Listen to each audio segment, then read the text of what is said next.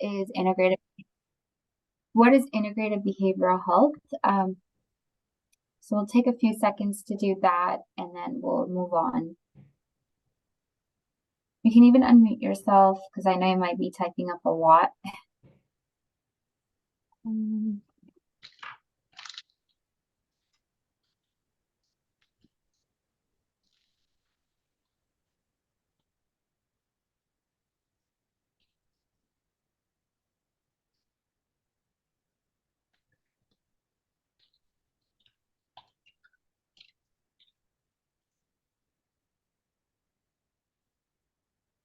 Victoria, let me know if anyone responds in the chat.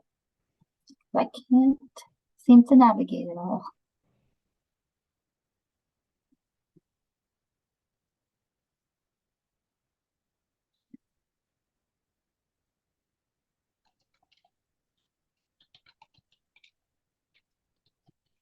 I think I forgot to introduce myself. So to break the silence or while y'all are typing up your definitions, it doesn't have to be anything official, but I forgot to introduce myself. My name is Alina Jacob, and I'm a program specialist with Integrated Behavioral Health at MHA.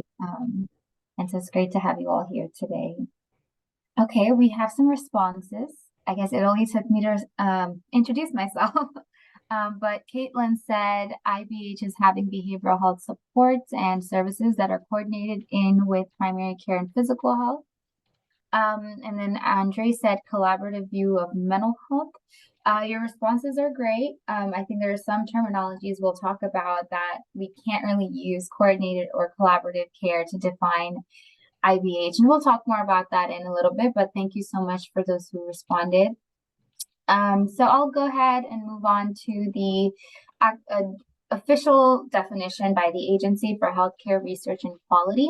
So IBH, or Integrated Behavioral Health, is the care that results from a practice team of primary care and behavioral health clinicians working together with patients and families using a systemic and cost-effective approach to provide patient-centered care of a defined population. And the team addresses mental health, substance use, and behaviors that affect physical health, which are identified during primary care visits. So to better understand the definition of IBH, we have actually prepared this slide for you with an office visit scenario. And I think you can understand a little bit more about how these two different types of models work. So according to the Oxford Dictionary, the definition of the biomedical health model, also known as the biomechanical model, on the left side of the screen is a scientific measure of health and regards the disease as a breakdown due to a biological reason. So with that being said, let's pretend we have a patient coming into the PCP's office with a stomach pain. So if we go by the traditional biomedical model, the patients will be seen by the doctor, be asked about their lifestyle and even their family history, and then they move on to a physical diagnosis once they ask about the symptoms, and even might diagnose the patient with ulcer. And to confirm the diagnosis, the doctor might schedule a test like blood test or breath test or whatever else that is there. And once the results are in, they may or may not be confirmed. The doctor will send the patient home with a few medications or some sort of treatment plan. Usually it's pills, take it for a couple of weeks and see how you feel and come back. However, with the biopsychosocial model, the diagnosis is based on the systemic consideration of biological factors, psychological, and social factors. So this model allows us to view health from a broader perspective, where our physical and mental health can affect the overall well-being of a patient. So in the same scenario, the doctor examines the patients for, of course, any biological factors. And then they also ask about any social factors, anything different that happened with their lifestyle, any stressors that recently happened to them, family history, and then provide a biopsychosocial diagnosis. So in the situation, the patient came with stomach pain, and perhaps they had ulcers that was simply stress-induced. So therefore, the doctor only provides a treatment plan, not just for their physical health, but of course also a behavioral intervention that can assist them with their coping mechanisms for whatever stress they're experiencing at the moment.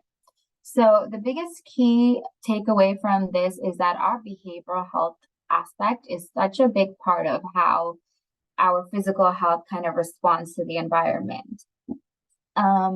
With that, let me see.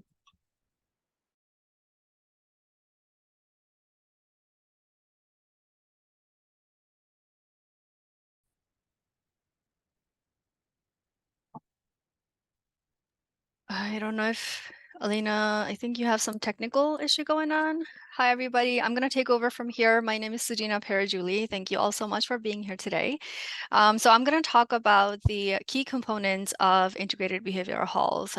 So when we talk about integrated behavioral health, there are very specific models, which we're going to discuss later. But before we do that, we need to understand, oh, I think something did happen. Alina? The slides went down. I am here. I don't know why, but Zoom kicked me out. Sorry about that. I'm sharing it. Give me one sec. Okay, perfect. Thank you. So there are very specific models. We're going to talk about that in a little bit. But before we do that, we need to understand that no matter the model or the type of integrated care that you want to provide, you have to understand the key elements of integrated behavioral health, because without these elements, you would really be missing a step in quality in integrated care. So first off, it should be person-centered team care that is collaborative in nature. So it should not just be a co-located where you have your behavioral health provider in your office. It should be more than that, where your teams are learning to work together in different ways, making decisions collectively while keeping the behavioral, mental, and physical health in mind. It should also be population-based care, where the care has access to shared records. They're able to look at the quality outcomes and measurements and are able to adjust and change those measurements so that no one falls through the cracks. Keeping that population-based care in mind, there should also be measurement-based treatment to target. And those treatments should be actively changed until the clinical goals are achieved. There should also be evidence-based care that includes brief interventions, psychotherapies, and using those CBT skills and coping skills and truly engaging your patients in the treatment plan, which can help reach patients' health outcome goals. And lastly, not only should the team work together with your patients, but your patient should also experience that one-stop shop where all of their needs are met in one place. Let's go to the next slide, Alina. So now I'm going to talk about the two widely adapted models of integrated behavioral health. One is known as the primary care behavioral health model, also known as PCBH, and the other is called the collaborative care model, also known as COCM. So in this Venn diagram, you can see the similarities and the differences between these two models. The collaborative care model, it includes a behavioral health care manager. They are generally supported by the psychiatric consultants for complex patient cases. This model requires a patient registry to do patient tracking, do follow-up, and monitor their progress. And it is considered a long-term care where the patients who are enrolled in COCM services, they're in it for 3 to 12 months long. But when it comes to the PCBH model, it includes a behavioral health consultant. There's more real-time availability for warm handoff, where the behavioral health consultants, they focus on brief interventions, customized for primary care setting, and they are typically a short-term care, which can last up to 4 sessions with your behavioral health consultant. And as you can see, both of the models, they do share some commonalities. They both focus on cost saving, focus on team-based care. They both have behavioral health provider on staff, and also they both focus on evidence-based screening and diagnosis. Next slide, please. So now let's go over some of the misconceptions that we usually hear about integrated behavioral health. So first, integrated behavioral health is not a co-located model. Just because you have primary care services and behavioral health services within the same building or down the hall or on a separate floor does not make your system integrated. In order to really deliver that one-stop shop to your patient, you need to have your behavioral health services integrated into your primary care, where your behavioral health provider is counted as a core member of the primary care team, and they're working together from the same office space.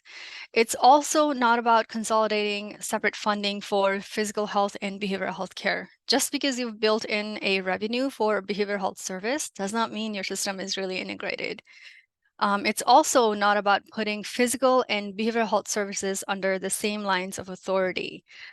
Integrated care, I'm sure you know, some of you already know this, that it's not a one person's job. You cannot assign one person for all things integrated and think that they can handle it all. It has to be a team effort, all working together, having shared goals, building mutual trust, clarifying roles and workflow, and just having strong communication. So none of these 4 elements here are sufficient enough to produce meaningful integrated services. Next slide. So now we're going to talk about different levels of integration. Here we are with our level 1 through 6. This is the most prominent in the field right now. This was put together by Samsa Harsha for integrated health solutions. So as you can see, in level 1 and 2, when we talk about proximity, they are separate facilities, separate system, communicate rarely or as provider needs, or periodically as patient needs, and they may never meet or meet as a larger community. In level 3 and 4, proximity-wise, they are same facility, but separate space. System-wise, they could be separate or some shared. They communicate regularly by phone or email or regularly in person as needed. And they meet occasionally to discuss cases or meet regularly on some patients. And then lastly, when we look at level 5 and 6, proximity-wise, they have some shared space or they all share space. Their system is partially integrated or fully integrated in some form or fashion. They communicate frequently in person or consistently as an individual and team. They provide care as a team, staff patient caseload together, and they have regular team meetings or have team meetings about system and the patients. So these are the 6 levels. Next slide, please. So integrated care is really, there are 3 they're divided in 3 different care. So one is considered coordinated care, one is co-located, and the third is the integrated care. So we're going to talk about each of those. So level 1 and 2 fall under coordinated care. And here we discuss patients and exchange informations. We may collaborate at a distance if that happens at all. It's a very traditional way as patients we access care. You go to one place for your physical health provider, and you may go to a completely separate place to see your behavioral health provider. Generally, the primary care provider is working with the patient to address their physical health conditions like uncontrolled diabetes or stomach pain or high blood pressure. And then the same patient may have to drive across town, very far, possibly even to different county to see their behavioral health provider because they may have some behavioral health concerns as well, such as depression, anxiety, agoraphobia. And this is the standard way we see care right now for the majority of the population. And then when we get to the co-located care, this is now level 3 and 4. And this is where you're sharing some facility space and have behavioral health provider on staff. You may share some scheduling staff and scheduling software. It means that as a patient, these are in the same office. When a patient walks in, they check in at the same place. Today, their visit could be with the primary care provider, and in 2 weeks, they might have a visit with a behavioral health provider. And both providers are aware that they are patients on both ends, and they may even occasionally discuss the care for this patient. But again, they are separate. We have PCP doing the uncontrolled diabetes, stomach pain, addressing physical health needs. And then we have the behavioral health provider who's taking care of the behavioral health needs such as depression or anxiety. And then when we get to the integrated care, we're talking about transforming your practice, and you're truly merging the team together to work together in one shared space, patients, and outcomes. So when we start talking about integration, we put these two providers together, the primary care provider and the behavioral health provider. They're working together with the patient to improve their health and their health outcomes. And that's really a fuller transformation, a merging of the practices and improving care at level 5 or 6.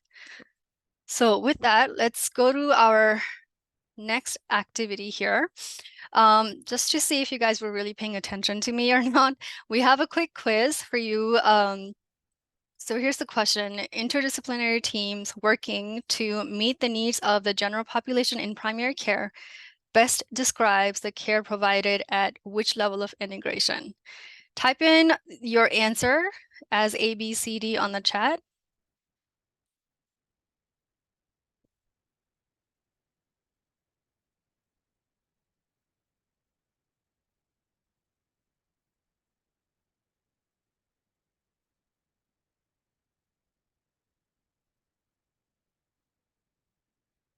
I see some B's, some A's.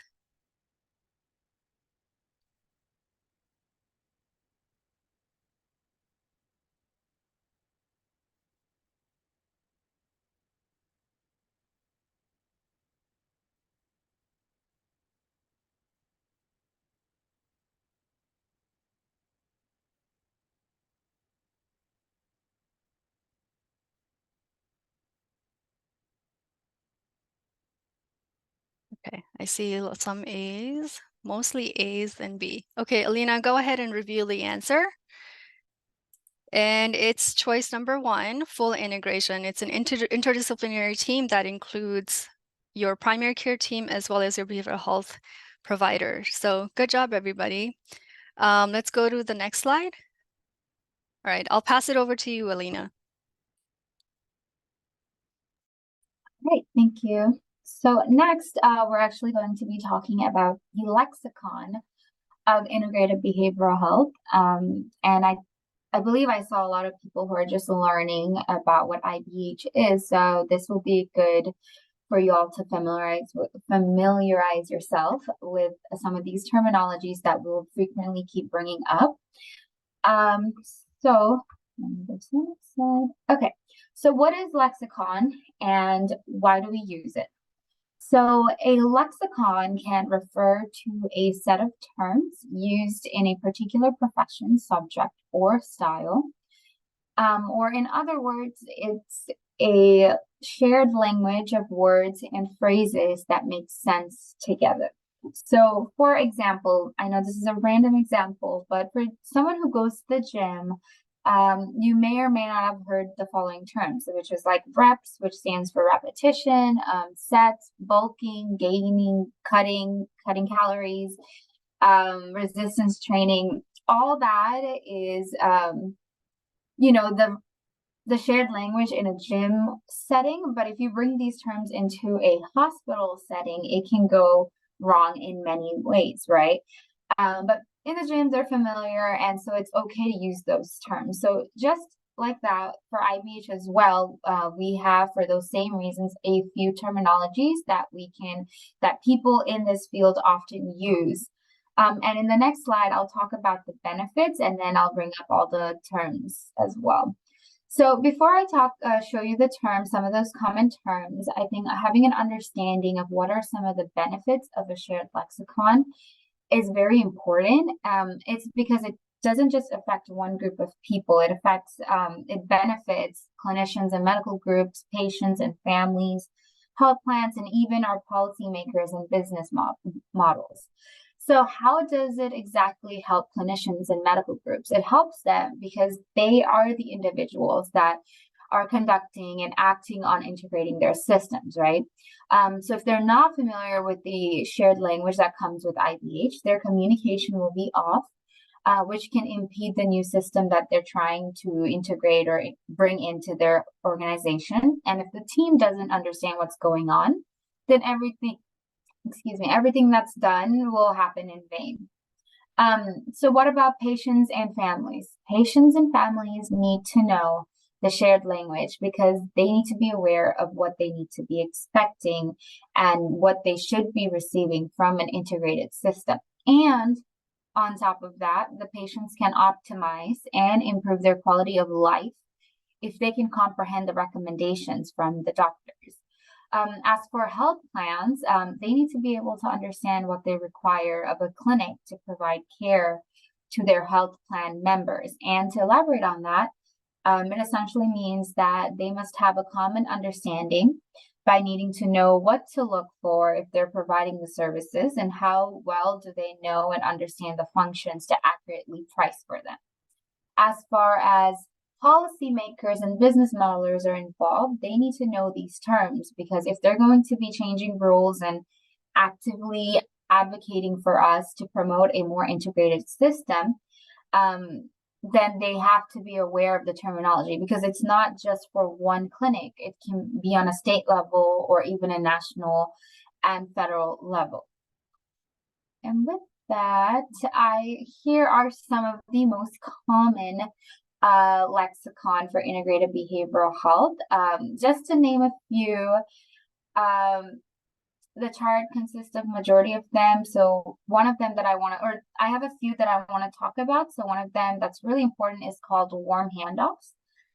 So for those of you who are new, warm handoffs is a transfer of care between two members of the healthcare team, and typically it's the PCP, the primary care physician, and the behavioral health consultant.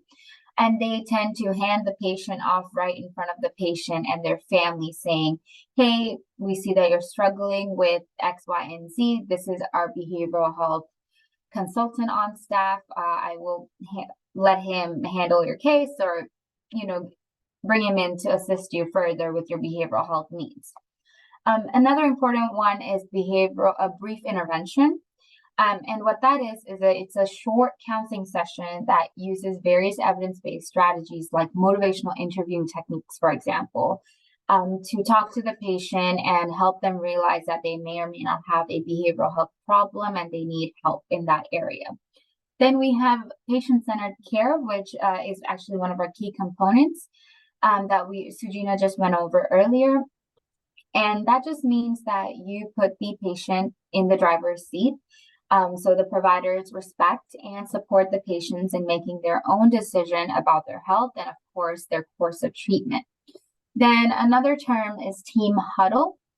And that is designed with the purpose of a shared responsibility for patient care conducted during the workday. So it involves not just the PCP or the nurse, but almost everyone in the clinic, which is the PCPs, the medical assistants, the clinic manager, the front desk staff, and whoever's in the clinic. And this allows the team to basically review the scheduled patients for the day and even discuss strategies to meet their patients' needs throughout their scheduled day. With that, I can move on into an activity. So it's a question break. So the question is, you guys can type in the chat or feel free to unmute yourself. Just put in A or B.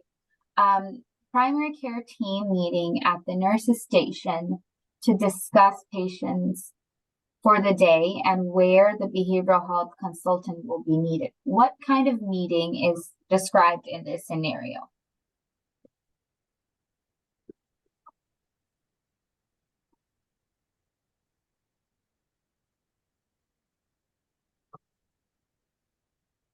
Okay, we have a lot of A's. Okay, so you guys are right. It's actually team huddle. So great job, everybody. So with that, I'll pass it on to Sajina, and she'll go over why we should do integrated behavioral health. Thanks, Alina. So yeah, now that we've covered what integrated behavioral health is, now I want to segue into why we should do it. So let's go to the next slide, Alina. So as you can see from the data here, there's a higher prevalence of depression among the varieties of physical health conditions. When you look at the data, high rate of depression on those diagnosed with advanced cancer, that seems obvious, right? But if you look at the conditions like diabetes, asthma, COPD, These are all very common co-occurring conditions with depression as well. So you can see the clear association between depression and chronic health conditions, and this could be the result of depression causing the chronic disease as a result or side effect of the medication, or the other way around, where the chronic health condition is intensifying the symptoms of depression. And then similar can be said about let's go to the next slide, Alina. So similar can be said about other behavioral health disorders. So as you can see in this graph here, the green bar, they represent those who are diagnosed with severe mental illness, and the blue represents those who are not diagnosed with severe mental illness. And we can see from this data that people who are diagnosed with severe mental illness, they have higher rates of chronic disease than those without. So it shows the correlation between the behavioral health and physical health condition. It implies that one can definitely influence the other. So the benefit of integrated behavioral health is that it provides the resources and the tools you need to monitor and treat both physical and behavioral health conditions in the primary care setting. So as the data implies here, there is a need to address both aspects in order to treat the patient as a whole, because our mind is not separate from our body. And I know cost is also a big factor when you're thinking about implementing a change in a healthcare system. So here's a report that was completed for APA in 2017, and using healthcare cost and utilization data to project spending estimates for people that have chronic medical and comorbid behavioral health conditions. So just to give you an idea, the medical costs for patients with chronic health conditions and mental health conditions, they're 2 to 3 times higher compared to those without mental or chronic health conditions. So according to this report, they've projected minimum, and I want to emphasize the word minimum here, they've projected minimum of $37.6 billion that can be saved annually by integrating healthcare at a national level. So there's a lot of potential for cost savings, and this just goes to show that the country as a whole can also really benefit from adapting integrated healthcare. Next slide. And for those who have been trying to integrate behavioral health into primary care, you know a fair share of barriers that exist to integration. First, there was a mind-body dualism declaration that, oh, I hear something. Okay. So yeah, the first, there was a mind-body dualism, a declaration, basically, that your mind and your body are made from 2 different substances, and it cannot be studied with the same tools, as they two are from 2 separate realms. Then there's that ongoing stigma towards individuals who have behavioral and mental health conditions. And then there's a systemic barrier, which includes lack of support and endorsement from your senior leadership, finance and lack of funding, and lastly, lack of competent hiring. In order to provide integrated services, you need to have right staff on board. Just your primary care provider is not enough to provide integrated services, right? You need to have your behavioral health provider as part of your team, with both having a clear understanding of their roles and responsibilities. And while these barriers do exist, let's go to the next slide, Alina. I want to give you some examples. These are all 3 organizations included on the slide. Who have successfully integrated behavioral health and primary care. So the commonalities among these organizations include prioritizing underserved vulnerable populations, or increasing community collaboration, ensuring strong leadership early in the process, and implementing a team-based approach, including patient as an active participant, diversifying funding sources, and implementing data-driven best practices. So obviously this is not an extensive list, but I want to share this with you to kind of ignite some hope and encouragement that these are proven evidence that integrated care can be done. Next slide. So now that we've discussed what integrated behavioral health is. We've talked about the elements, the two models, the levels of integration. I want to now shift your attention to the new framework for system integration, which was introduced to us last year in 2022. So the comprehensive health integration, they're also known as IHCI framework. This was developed by the group within the Institute of National Council. Expert panels were included, such as payers, policymakers, American Psychiatry Association, American Psychology Association was involved, SAMHSA, HRSA, CFHA, and many other stakeholders were involved. So this new IHCI framework has been a collaborative effort to to promote the advancement of integration in a comprehensive way all across the nation.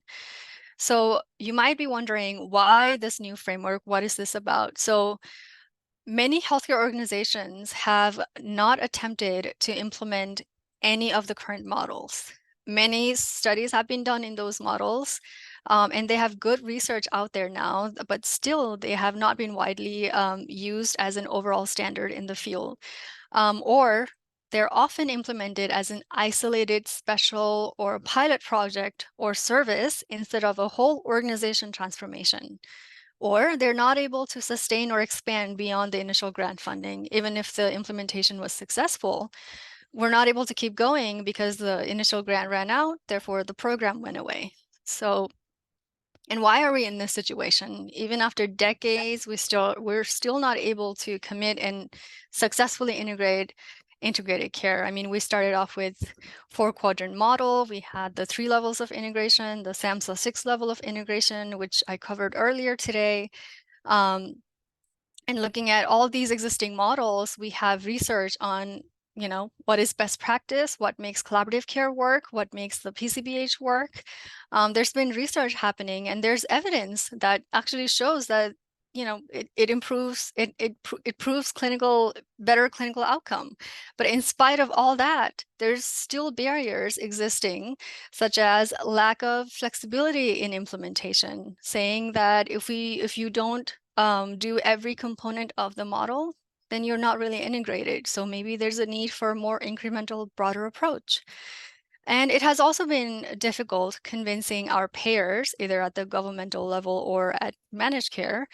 I mean, they like the idea and are willing to pay for it, but we're not able to really show value on how integration is improving performance measures. And because of that, we do not have a way to connect our integrated care to the true value. And our payers, they really want to see value. They want to find integrated care programs that actually demonstrate people get better. But this can fall short if you do not have outcome measures. And because the policymakers and the payers, they really want to see value, and because we're not able to demonstrate that value, we do not have financial support. So this is where the IHCI framework, the CHI framework, comes in. Next slide, please, Alina. So this framework, it emphasizes that bidirectional integration is critical, and we need to prioritize patient-centered care. So we need to bring integration to where the patient is. Therefore, it covers both physical and behavioral health.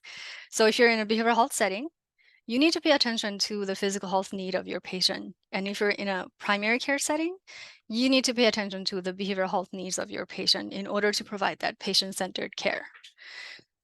This framework, it's also designed to advance integration for providers, payers, and population managers. It provides guidance on how to measure progress in advancing integration as you're moving from your earlier stages of integration to advanced stages of integration. Demonstrate value that your organization has produced as you are advancing your integration. It also provides guidance and recommendations on the funding mechanism that are appropriate for both initiating integration and sustaining it. Next slide, please. So here are the main components of this new framework. There are 8 evidence-based domains, which are going to be your care processes that address both behavioral and physical health.